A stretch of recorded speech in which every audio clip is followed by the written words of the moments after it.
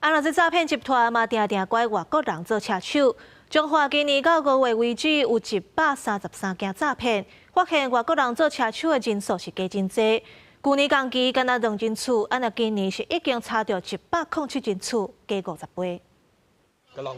看到诈骗集团的成员，警察随出动压制。中华分局最近咧侦办诈骗案件时，发现有2台奥多摆常常出现伫领钱机仔附近，掌握可疑车辆的活动模式了后，卖获成功抓到3位外籍车手。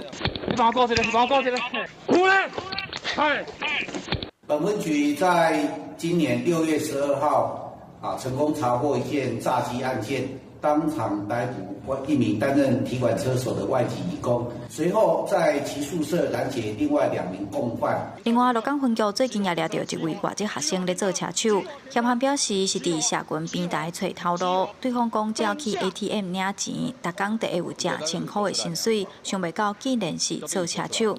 中华县警察局表示，今年1月到5月，计共查到133件的诈欺案件，查扣诈骗集团不法所得的现金、土地等等，总价达5亿808万元，其中外籍车手的数量有明显增加。今年以来，本局查获诈欺车手630人次，那其中有107人次是外籍车手，部分是。